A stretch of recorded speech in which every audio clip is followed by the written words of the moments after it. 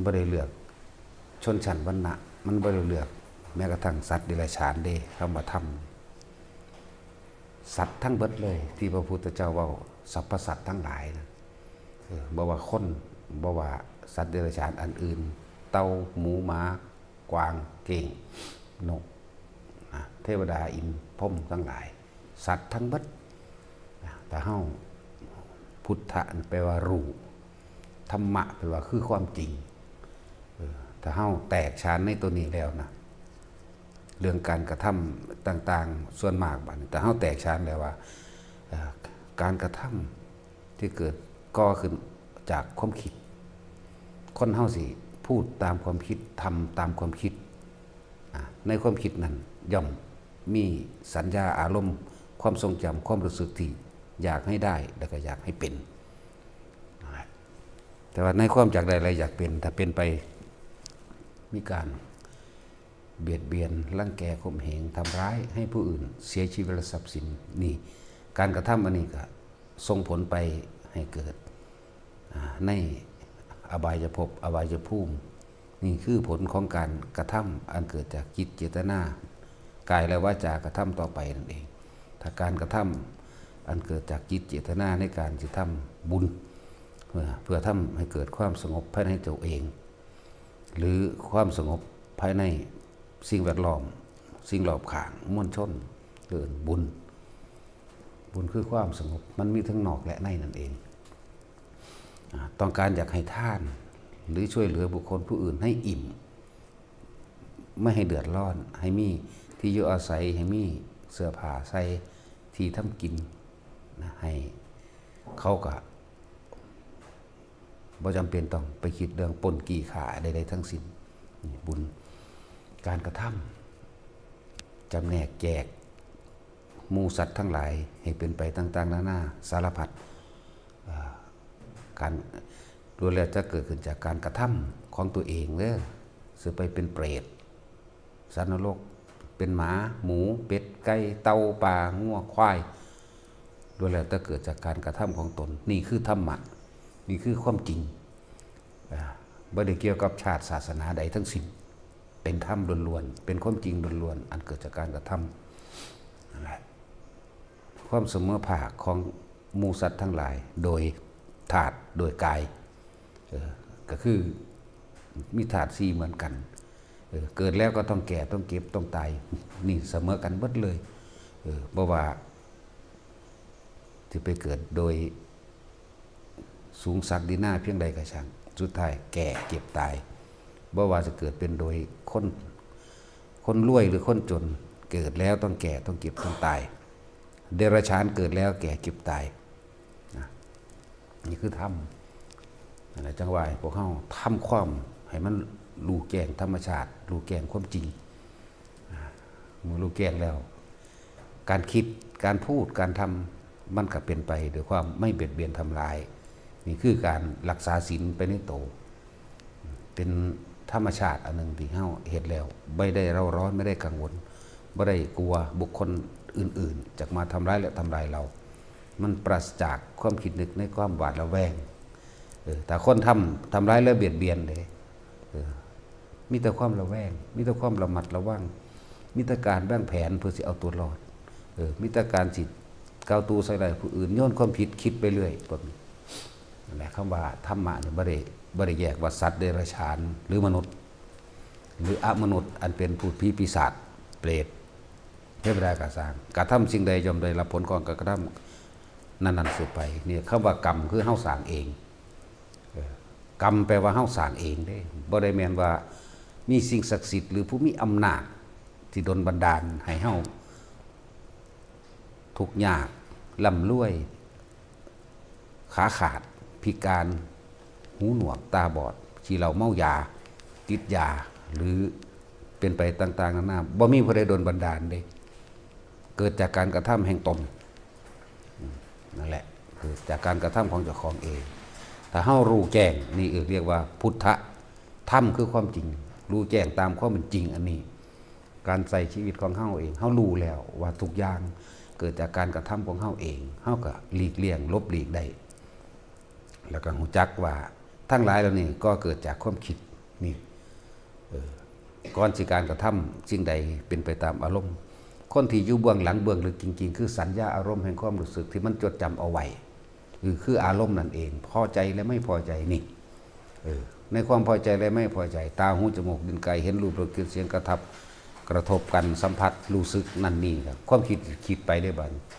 ในความคิดนั่นสิเป็นไปเพื่อการเบียดเบียนทำร้ายหรืออภัยหรือสิไปในทางการกระทำความดีเนี่ยขึ้นอยู่กับการจิตเจตนานี่ถ้าเราหูแล้วว่าความคิดนี่แหละเป็นตัวต้นเหตุเป็นตัวก่อเหตุให้เฮากระทำไปต่างๆนานาสารพัดซึ่งสัญญาอารมณ์แห่งความรู้สึกมันมีอยู่แล้วภายในใจเฮาเองเฮาหูอยู่แล้วว่าถ้าเฮาบ่ว่างกรรมบ่สิ้นกรรมสิ้นคิดแต่เฮาบ่หยุดความคิดนี่ได้การกระทำในกายและวาจาต้องเป็นไปแน่นอนถ้าเฮารู้ข้างดีแล้วเฮาก็พยายามควบคุมความคิดเจ้าของตัวถ้าสิพูดถึงเรื่องการทำบุญหรือบาปหรือการกระทำกรรมมันเป็นบุญกุศลการกระทำกรรมมันเป็นบาปอกุศลบ่ได้เลือกสัตว์เดรัจฉานหรือมนุษย์บ่ได้เลือกเทวดาอินพรหมเด้บาปเสมอกันบุญเสมอกันถ้าทำบุญและบาปแล้วก็ดียังถ้าเว้าเรื่องอดีตนิทานสิสมัยการครั้งหนึ่งพระนันทะเฮานี่พระนันทะอันเป็นน้องพระพุทธเจ้าพระโคดมเฮาคักๆเกิดเป็นเต่าใหญ่มีในสมัยการพระพุทธเจ้าองค์ใดองค์หนึ่ง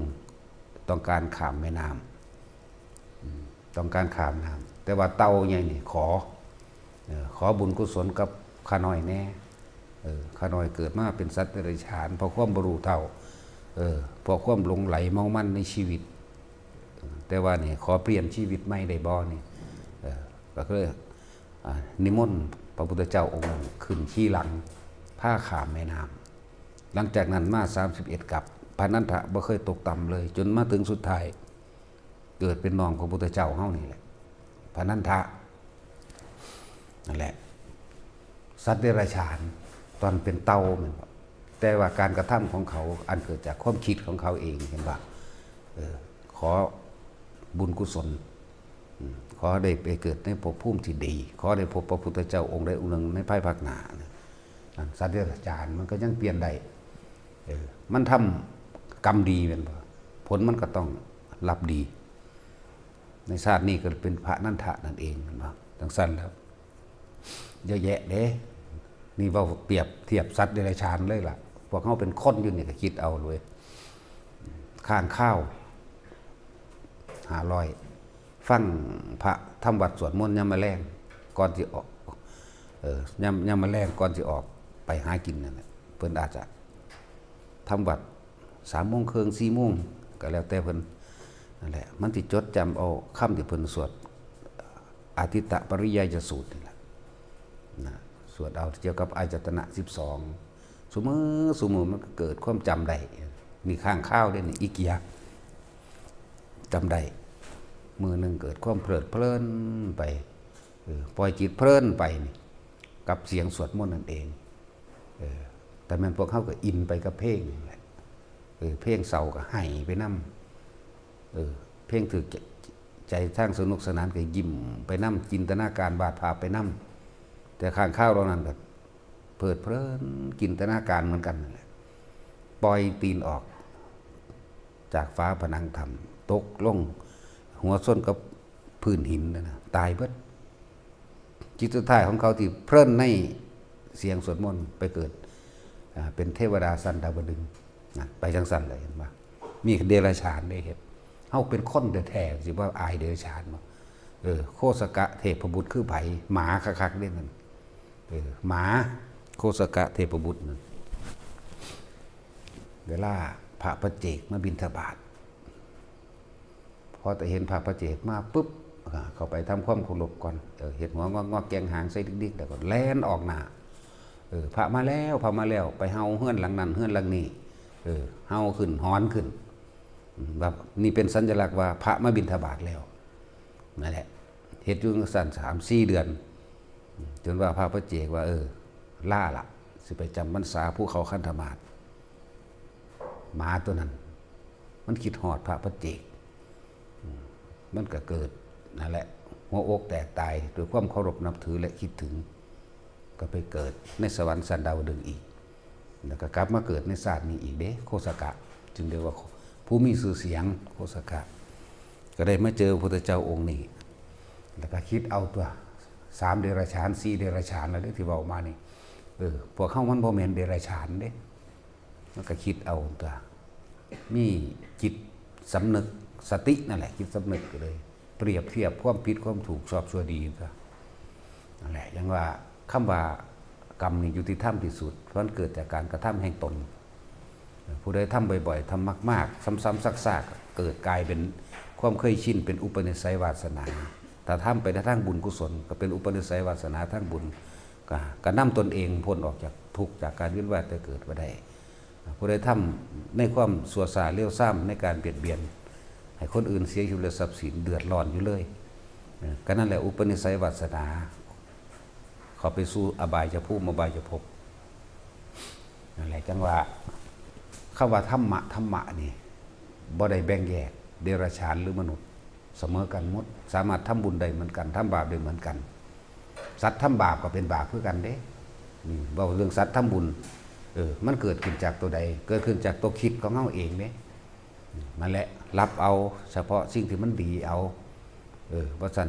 ว่าอย่าไปสนทนากับคนพาลเด้อให้คบนักปราชญ์บัณฑิตอย่าไปฟังเสียงอันเกิดจากการนินทาเด้อเป็นหยังหูพระพุทธเจ้าคือเหย้าเป็นหยังหูเพิ่นคือขยับปัดได้คือหูสร้างหูมานั่นแหละเพราะว่าเพิ่นรับฟังเอาแต่สิ่งดีๆแนวบ่ดีเพิ่นบ่ไปรับฟังเอาหูเพิ่นก็ยาวๆแล้วก็สามารถปัดได้คือหูง่วงหูควายนี่เด้สามารถไล่แมลงได้เด้จังซั่นแล้วหูบอกเรื่องหูก็ดีอะไรจึงว่ามันสำคัญอยู่ที่ในการฟังจังว่าเฮาหาฟังเอาเฉพาะสิ่งที่เพิ่นสอนโดยความจริงสอนธรรมะอันความบ่จริงสอนให้เสื้อเลิกงามยามดีสอนให้บูชาหรือบวงสรวงสะเดาะเคราะห์แก่หรือดูดวงต่างๆแล้วก็ไปพึ่งพาสิ่งศักดิ์สิทธิ์อันอื่นอันบ่แม่นแนวทางการปฏิบัติของมนุษย์อย่าไปสนใจไปพึ่งพาสิ่งศักดิ์สิทธิ์ให้พระสะเดาะเคราะห์อันนั้นจังสิเศร้าบ่แม่นนะต้องฟังธรรมะประเภทนี้ประเภทเอาความจริงมาเว้าโลดนะประเภทหลอกลวงได้ขายของกันประเภทว่าดูดวงสะเดาะเคราะห์พุทธาวิเศษประเภทขายของพวกนั้นหรือเฮ็ดเหรียญต่างๆขายรุ่นนั่นรุ่นนี้รุ่นเหนือดวงรุ่นลาภรุ่นหยังกระช่างเถอะเศร้าบ่มีสิ่งใดซอยเฮาหลุดพ้นจากความทุกข์ได้นะตัวเฮาเอง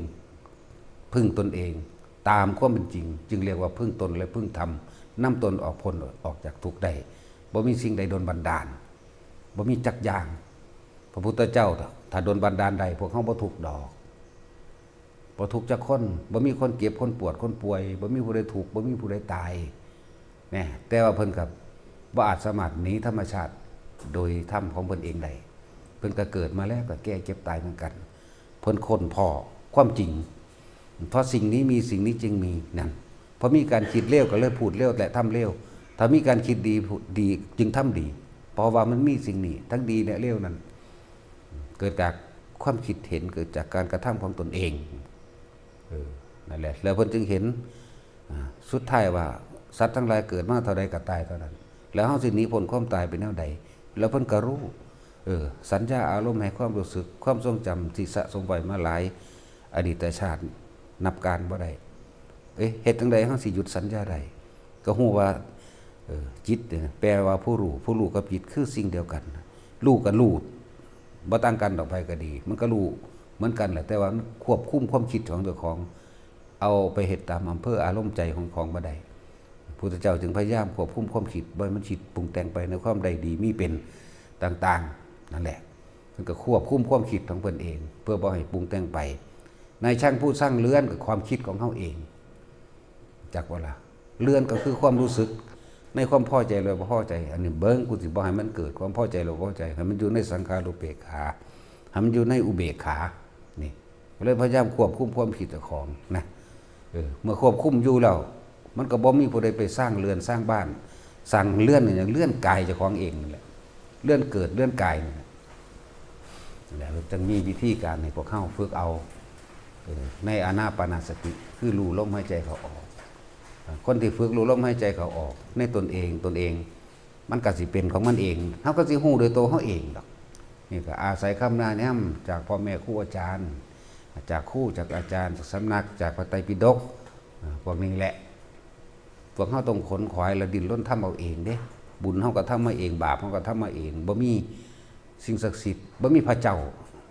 สร้างอิหยังเกิดขึ้นนั่นแหละจังว่าโลกนี่ก็กำเนิดขึ้นมาเองพวกเขาก็กำเนิดขึ้นมาโดยตัณหาอุปทานแห่งตนเองบ่มีผู้ใดสาปแช่ง